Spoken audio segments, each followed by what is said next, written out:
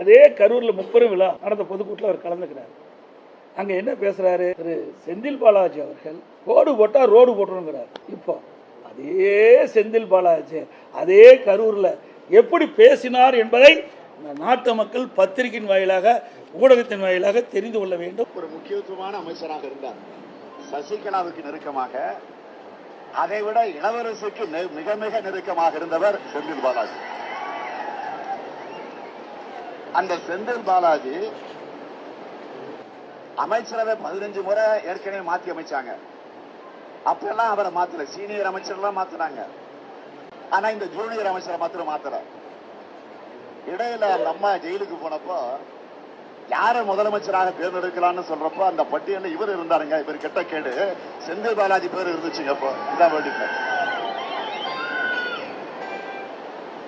ஆக இன்னைக்கு பாத்தீங்கன்னா அவரு மட்டும் இல்ல, ஒட்டுமொத்தமாக பாலாஜியினுடைய தம்பி இந்த கரூர் மாவட்டத்தை தன்னுடைய கட்டுப்பாட்டில் வச்சிருக்கிறாரு. கட்டுப்பாடுனா கொள்ளையடிக்கிறதுல, ஊழல் செய்யறதுல, லஞ்சம் வாங்குறதுல, அந்த கட்டுப்பாட்டில் வச்சிருக்கிறார். இப்படிப்பட்டவரை யார் சொன்னது?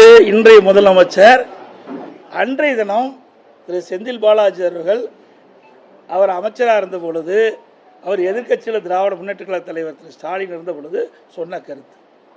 இப்போ அதுக்குள்ளேயே புனிதமாயிட்டாரா? இப்போ எத்தனை வழக்கு அவர் மீது, எவ்வளவு பிரச்சனை? அவரே ஊழல்வாதின்னு சொன்ன பிறகு அந்த ஊழல்வாதிக்கு இவர் எப்படி அமைச்சர் கொடுத்தாரு?